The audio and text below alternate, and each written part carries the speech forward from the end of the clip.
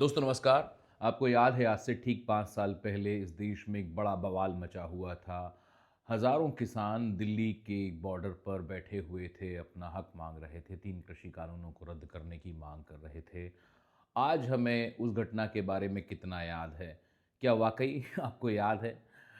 मुझे भी कम याद ही था, लेकिन आज मैंने एक पत्रकार वरिष्ठ पत्रकार अभिषेक श्रीवास्तव की एक रिपोर्ट पढ़ी।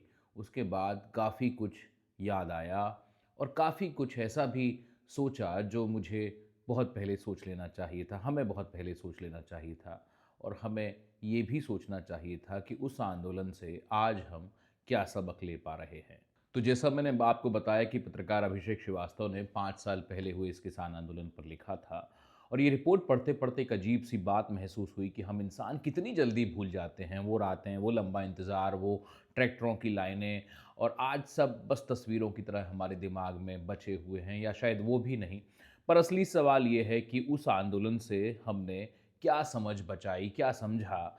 हर आंदोलन एक दिन बंद हो जाता है, ये तो तय बात है, टेंट हट जाते हैं, लोग घर लौट जाते हैं, पर असली तात्पर्य वही होता है जो पीछे रह जाता है, सोच, सीख और थोड़ी-सी कड़वाहट भी।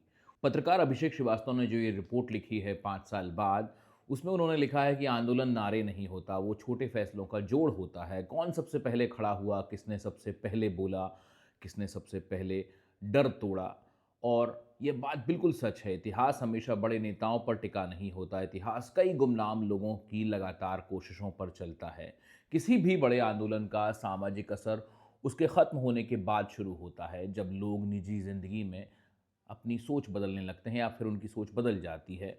5 साल बाद किसी भी जन आंदोलन की यादें लगभग आधी रह जाती हैं, यह सामान्य मनोविज्ञान है। खेती, बाज़ार और ग्रामीण जीवन की बहस वही समाज तय कर पाता है जो अपने इतिहास को समझकर आगे बढ़ता है। अब बात ये है कि किसान आंदोलन पर बहस बहुत हुई, किसी ने कहा कि ये सिर्फ़ आर्थिक मामला था, किसी ने ये कहा कि ये पूरा राजनीतिक मामला था, किसी ने ये भी कहा कि ये केवल किसानों का हठ था, उनकी ज़िद थी।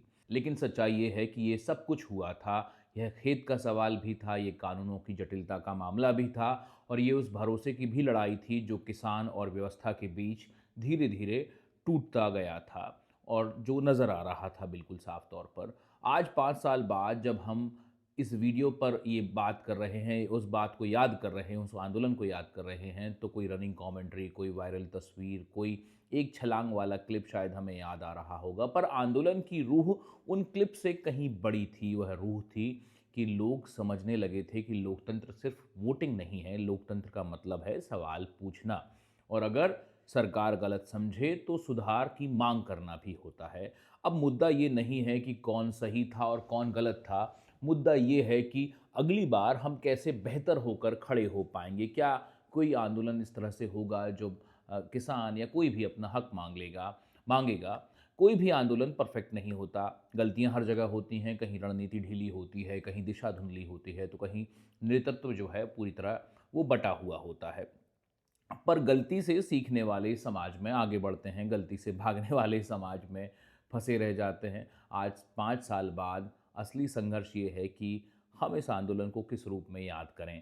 एक घटना की तरह या सिर्फ़ एक प्रक्रिया की तरह जो हमें बताती है कि भविष्य की खेती कैसे होगी, गाँव कैसे बदलेंगे या किसान किस तरह से अपनी सुरक्षा चाहते हैं। यह आंदोलन हमें यह भी समझाता है कि बड़े बदलाव सिर्फ़ बड़े शहरों में नहीं होते, कभी-कभी सड़क किनारे चाय पीते किसान, कभी ट्रॉली में सोती महिलाएं, कभी ठंड में खड़े बुजुर्ग, यही लोग असली बदलाव की दिशा तय करते हैं। लेकिन अब जब कुछ भीषण चुनौतियां हमारे सामने दिखाई दे रही हैं, जैसे जलवायु, बाजार, पानी, लागत और ग्रामीण युवाओं का पलायन जो है, तो ये सवाल और भी भारी हो जाता है कि हमने उस आंदोलन से क्या लिया, क्या सीखा। क्या केवल हमने भावनाएं सीखी या हमने अपनी कोई ठोस समझ भी बनाई? मैं कहूँगा कि यादें रखना तो आसान है, लेकिन समझ रखना थोड़ा-सा मुश्किल काम है और समझ वही है जो हमें अभी चाहिए, क्योंकि अगर हम एक समाज के तौर पर सीख ना लें, तो अगला संकट फिर हमें वहीं ले जाएगा जहाँ 5 साल पहले हम सब खड़े हुए थे। तो मेरी बस एक छोटी-सी गुज़ारिश है कि इतिहास को बंद मत कीजिए, इसे पढ़िए, समझिए और अपने फैसलों में थोड़ी-सी जगह भी दीजिए, क्योंकि लोकतंत्र किताबों में नहीं, याद रखने, सवाल पूछने और सुधार की क्षमता में ज़िंदा रहता है। सोचिए, बस इतना ही काफ़ी है और ये वीडियो अच्छा लगा हो तो प्लीज़ लाइक और शेयर कीजिए, मतलब लोगों तक पहुँचाइए, और मेरा चैनल भी सब्सक्राइब कीजिए।